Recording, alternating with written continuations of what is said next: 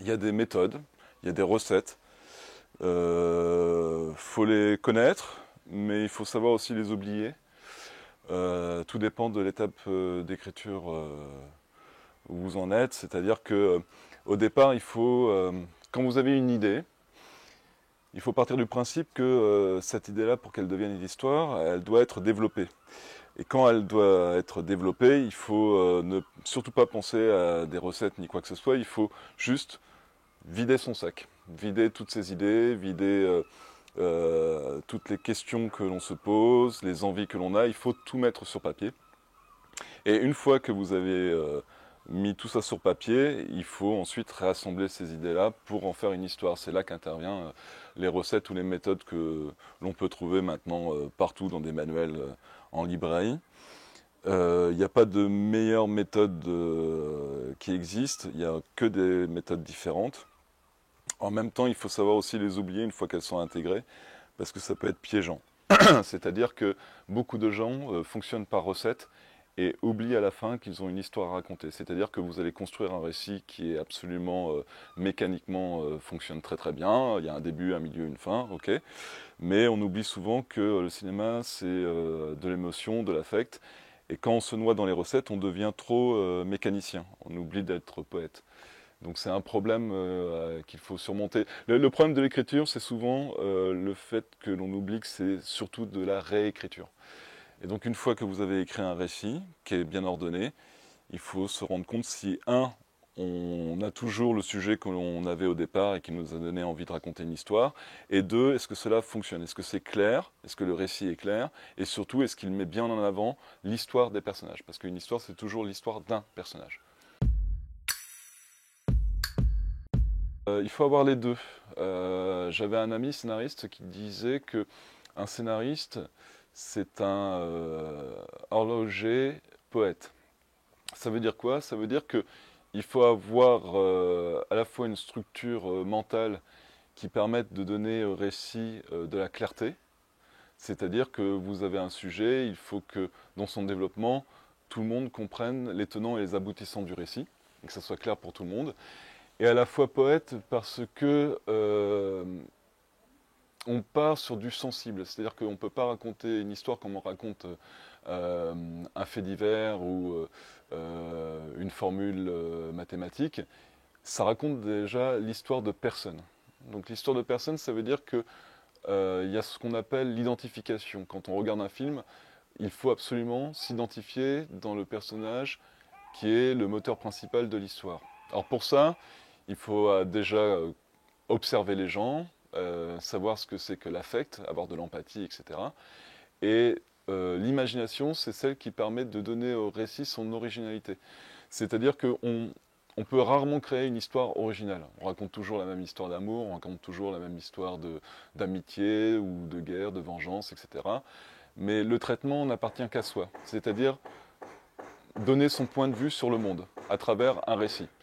Par exemple, une histoire d'amour comme dans Autant n'emporte le vent n'est pas la même histoire d'amour que, par exemple, Titanic ou d'autres récits de ce type-là. On raconte toujours la même histoire, mais pas de la même façon. Des études de lettres, les lettres modernes, jusqu'au DEA, ce qu'on appellerait maintenant, je crois, le Master 2. Donc une fois avoir quitté ces études de lettres après le Master 2, j'ai fait aussi des études de japonais et puis ce qu'on appelle le français langue étrangère.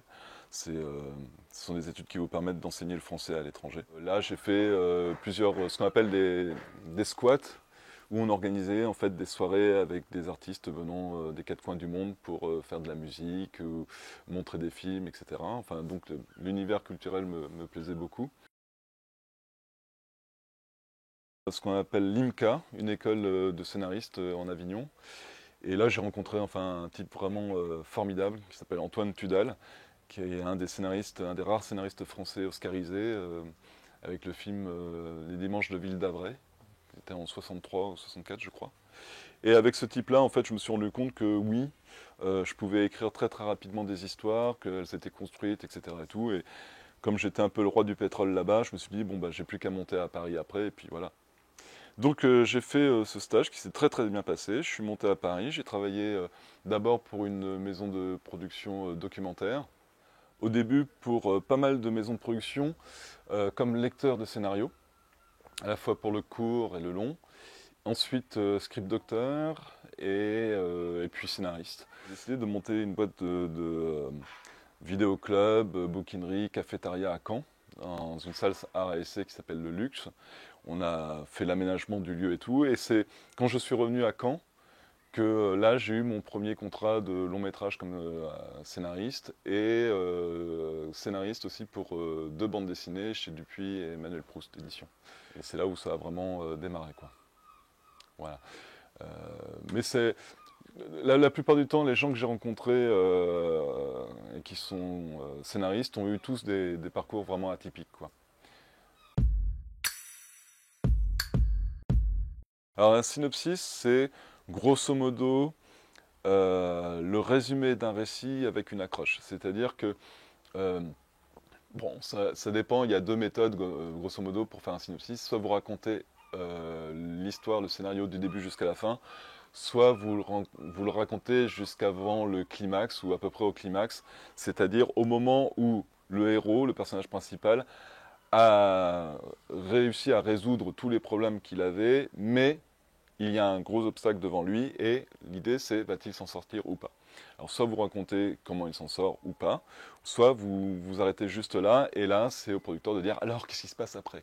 Ça c'est le rêve de tout scénariste, c'est que quelqu'un vienne vous voir en disant alors qu'est-ce qui se passe après quoi. Parce que s'il vous demande ça, vous êtes à peu près sûr qu'il va vous mettre le contrat sous le nez juste après. Et en fait, c'est surtout un outil nécessaire dans les dossiers de demande de subvention ou d'approche de producteur, parce qu'un producteur, en général, ne lit pas 120 pages d'un inconnu. En revanche, il peut lire 8 pages de quelqu'un qu'il ne connaît pas. Donc ça, c'est plutôt un passage obligé. C'est un exercice très délicat, d'ailleurs. Le storyboard, non, ça, généralement, moi j'en ai fait du storyboard, mais parce que je considère que quand on est, en tout cas quand on est scénariste, on doit s'essayer à tous les corps de métier du cinéma, non pas pour devenir monteur, réalisateur, etc., mais juste pour savoir de quoi on parle. Et le storyboard, c'est une étape de travail qui n'est pas obligée au cinéma. Ça concerne essentiellement, par exemple, ça peut concerner les scènes d'action ou les scènes avec des effets spéciaux, où là, il faut vraiment précisément savoir où se place la caméra, où se placent les gens, etc., etc. Il y a très peu de storyboards qui sont faits pour l'ensemble d'un film, surtout en long métrage. Et c'est pas du tout le travail du scénariste. Ça ne me concerne pas. Moi, je serais plutôt d'avis que le scénario se base d'abord sur un personnage.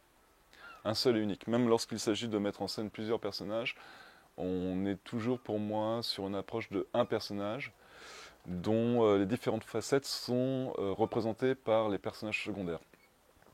L'histoire sert, elle, disons, à montrer le caractère du personnage principal. C'est-à-dire que selon les situations, un personnage réagit d'une façon ou d'une autre selon son caractère. Pour moi, c'est toujours le personnage qui mène l'histoire et pas l'inverse. Il y a toujours des cas où ce n'est pas ça.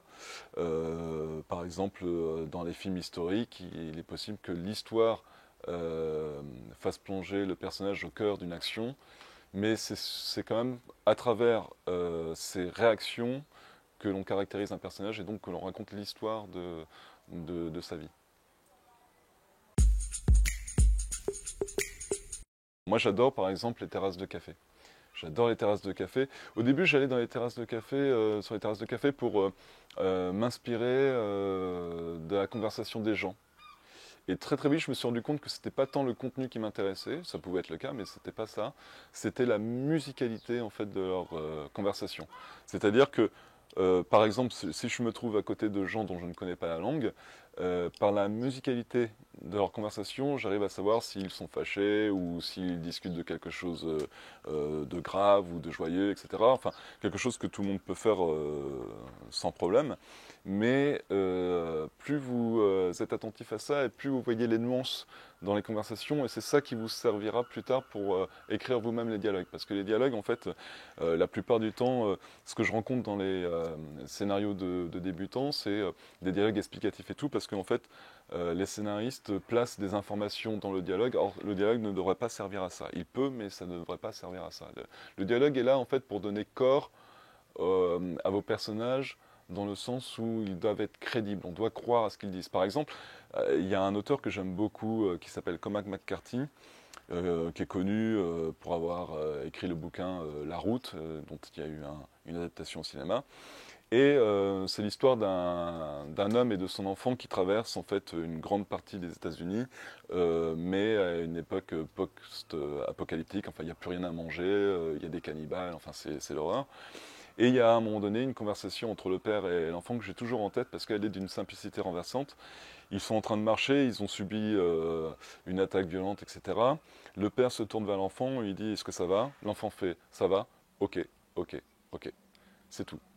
Et ça paraît absolument désarmant de simplicité, et en fin de compte c'est vraiment complexe parce que ce dialogue-là, il est placé à un tel moment où on sait que les personnages doivent se passer de mots pour exprimer à la fois la confiance qu'ils ont l'un en l'autre pour continuer la route, et en même temps ils sont trop fatigués pour parler et pour exprimer toute l'horreur qu'ils viennent de vivre. Et c'est ça la force du dialogue, c'est quand tout d'un coup en quelques mots, sans explication aucune, on est avec eux, on comprend leur motivation, on comprend ce qui se passe, on comprend pourquoi ils sont ensemble, etc. Et c'est comme ça que l'on devrait travailler les dialogues. En plus, musicalement, ça marche vraiment bien.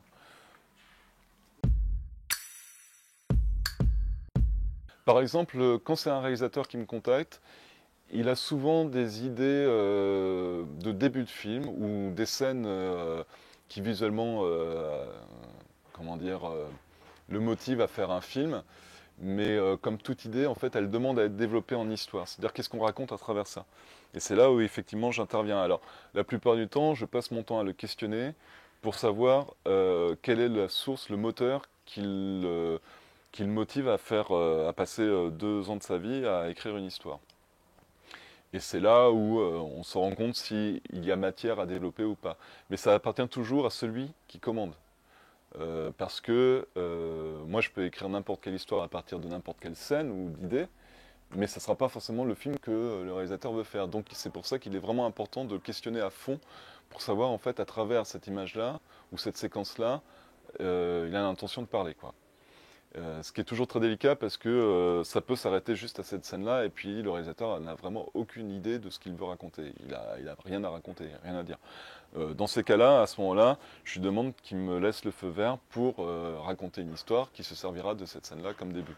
Et ça peut, à la fin, n'avoir absolument rien à voir, ou au contraire, vraiment creuser la séquence qu'il avait. Ça dépend des personnes, quoi. Après, quand c'est un producteur qui fait ce genre de commande, généralement, c'est plutôt sur un scénario déjà écrit ou au moins plus ou moins abouti, où il y a des blocages, il n'y a pas de fin, etc. Et là, le travail est un peu plus délicat. Parce que comme il y a quelque chose sur lequel des gens ont travaillé pendant 1 an, c'est difficile de les faire revenir au début, c'est-à-dire quand ils ont eu l'idée et qu'ils avaient l'intention de raconter quelque chose, et qui au final, avec l'écriture et la réécriture étape par étape, ils ont fini par perdre. Donc à la fin, ils se retrouvent avec un texte dont ils ne savent plus exactement vers quoi il aboutit, etc. Et c'est là où moi j'interviens pour remettre les pendules à l'heure et ensuite creuser le récit pour savoir jusqu'où il peut nous mener et surtout ce que ça raconte, quoi. C'est toujours le problème en fait. Vous savez très vite quand quelqu'un veut dire quelque chose ou pas, et notamment quand il n'y a pas de fin. Quand il n'y a pas de fin, c'est là où vous vous dites qu'il va y avoir beaucoup de boulot, parce que la personne au final ne sait pas ce qu'elle raconte. Si quelqu'un a une fin très précise, mais tout ce qui précède est un peu flou, mal bricolé, etc., là vous êtes un peu plus rassuré parce que c'est juste un manque de méthode. Mais voilà, vous avez 2 millions de situations différentes et à chaque fois que je travaille sur un scénario, il y a des problématiques nouvelles qui apparaissent, quoi. C'est jamais le même boulot. Jamais. Alors la trame, c'est aussi ce qu'on peut appeler l'intrigue, c'est-à-dire l'enchaînement des événements le long d'un récit. C'est-à-dire, par exemple, dans une enquête policière, c'est la trame du récit, ça sera, on suit à partir d'une scène de crime l'enquête d'un policier qui va recueillir les indices et les preuves pour trouver l'assassin, par exemple. Là, vous avez, voilà. C'est un ouvrage en fait de base d'écriture. Ça a été écrit par un scénariste en fait qui a fait au départ un mémo pour les apprentis scénaristes, qui expliquait grosso modo les bases de l'écriture de façon très ludique. Et ça a tellement bien marché que quasiment toutes les productions, les gros studios américains s'en sont inspirés. Et l'auteur a fini par en faire un livre. Ensuite, il y a 2 ouvrages qui sont un peu plus complexes, mais qui te suivent à vie, et qui abordent l'écriture de scénario de 2 façons différentes. Il y en a une qu'on appelle la façon mécaniste, et l'autre la façon organique. Alors, donc la méthode mécaniste que vous trouverez dans l'ouvrage Story de Robert McKee, donc qui lui s'inspire du théâtre antique et qui est tout simplement comment chapitrer une histoire en un début, un milieu, une fin. Donc c'est en général 3 chapitres ou enfin 3 parties ou 5 parties ou 7 parties, ça dépend en fait. La première partie qui serait l'exposition des personnages, de la situation, l'élément déclencheur qui est une action qui survient et qui détermine chez le personnage l'idée de faire un choix. Et de ce choix va découler des changements importants ou pas dans la vie du personnage. La deuxième partie qui montre en fait le développement de l'un des choix du personnage et des obstacles qu'il rencontre sur son chemin, etc. Le climax à la fin de la deuxième partie qui est le moment où toutes les difficultés se rassemblent en une seule et que là c'est vraiment la dernière grande étape avant que le personnage principal atteigne son objectif. Et la troisième partie qui est la résolution ou non des difficultés que le personnage a rencontrées et qui va lui permettre de soit revenir à sa vie d'avant ou soit de trouver un nouveau départ, etc. Ça c'est la méthode mécaniste. Et la méthode organique en fait qui est celle de John Truby et qui elle s'appelle organique parce qu'en fait tout part du personnage. Donc peu importe en fait la façon dont vous découpez votre récit, ce qui est important c'est que vous devez parfaitement savoir qui est votre personnage principal et de là déterminer à la fois les actions et les autres personnages parce qu'il part du principe que un personnage a différentes facettes et que les différentes facettes du personnage, de son caractère, seront représentées par d'autres personnages secondaires. Et c'est une méthode qui est vraiment très, très, très intéressante parce qu'elle vous libère plus des recettes habituelles de ces fameux chapitrages de récits. Et elle est beaucoup plus proche, à mon avis, du ressenti des spectateurs parce qu'elle doit, en tant qu'auteur, vous obliger à vous concentrer sur le personnage de ce qu'il est, ce qu'on appelle la backstory, c'est-à-dire quelle était sa vie avant que l'histoire commence, etc. Et je trouve qu'on va plus au fond des choses avec ça et que ça correspond mieux au récit au récit moderne que l'on trouve. Et d'ailleurs, John Truby, c'est quelqu'un qui a beaucoup travaillé et qui continue d'ailleurs pour les séries télé américaines, qui depuis, on va dire, au moins Oz pour HBO, a construit des séries sous forme de feuilleton série. Alors qu'est-ce que c'est les feuilletons séries? Juste une petite parenthèse. Le feuilleton, en fait, c'est un récit qui est chapitré en quelques épisodes, et une fois qu'on arrive au bout de ces épisodes-là, c'est fini. Là, ça suit une trame comme ça direct, et chaque épisode s'arrête sur ce qui va précéder l'épisode suivant. Bon, c'est-à-dire que vous n'avez pas des épisodes autonomes, tous ces épisodes se suivent, et au bout de 8 épisodes, par exemple, vous avez une histoire complète. Alors que la série, c'est des épisodes qui sont complètement autonomes. Par exemple, la série Columbo, un épisode, une enquête, un épisode, une enquête, etc. Et on n'a pas vraiment d'évolution de personnage. Le personnage reste toujours le même, quelle que soit la durée des saisons.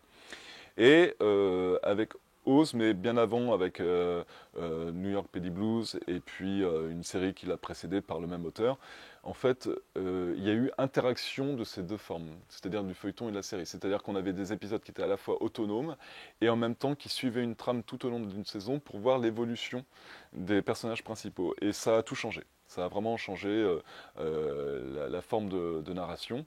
Et ça s'inspire, et Truby, sa méthode est vraiment tirée de ça et inspire beaucoup ça. Voilà. Donc c'est vraiment 3 ouvrages. Si vous avez ces 3 ouvrages-là, honnêtement, vous pouvez vous passer de tous les autres ouvrages parce qu'ils contiennent vraiment l'essence même de la façon dont on peut travailler un scénario. Bah, l'idéal, c'est 1 an ou 2 pour l'écriture. C'est rarement le cas. Par exemple, pour un long métrage, pour un gros producteur, l'écriture et la réécriture a duré 7 ans pour un seul long métrage. Mais parce que on vous demande de bouger telle scène ou tel élément, Et en fait, c'est comme un jeu de domino, c'est-à-dire une fois qu'on a bousculé le récit qui est déjà bien structuré et tout, il faut tout revoir parce que ça a des conséquences, etc. Ou des fois, c'est tout le scénario qu'il faut changer parce que ça convient pas, ou parce qu'il y a des raisons de budget, ou parce qu'il y a tel acteur qui désiste, etc. Il n'y a pas, il n'y a pas de règles là-dessus.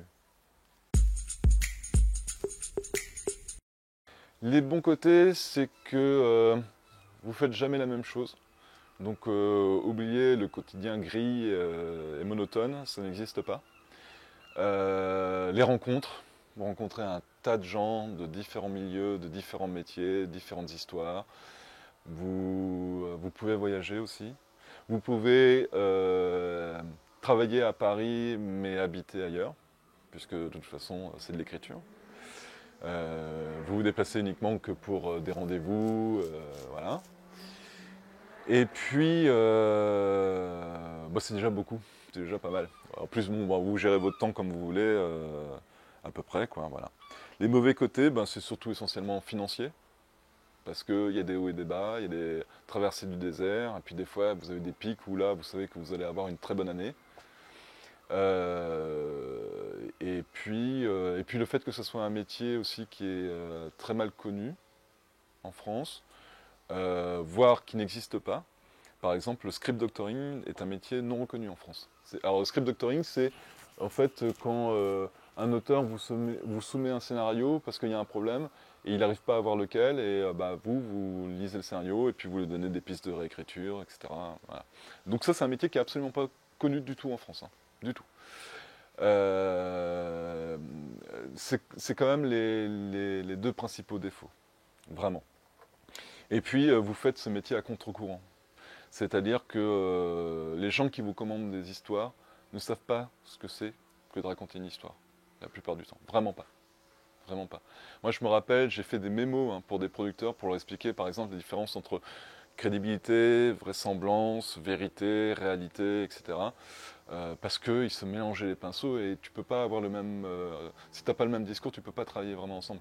Ça a été assez pelu, quoi. C'est surtout les réalisateurs maintenant qui me le demandent, ce mémo-là. Pour essayer d'argumenter vis-à-vis des producteurs, etc. On se bat contre beaucoup de moulins à vent quand même. Et on se bat tout le temps de toute façon. Et les proches, la famille a toujours du mal à accepter ce métier-là parce qu'ils ne le comprennent pas. Et c'est très difficile d'expliquer aux gens ce que c'est que ton métier. En bande dessinée, les gens pensaient souvent que j'étais celui qui écrivait les dialogues. Ouais. Au cinéma, on voit un peu mieux ce que c'est, mais on ne sait pas.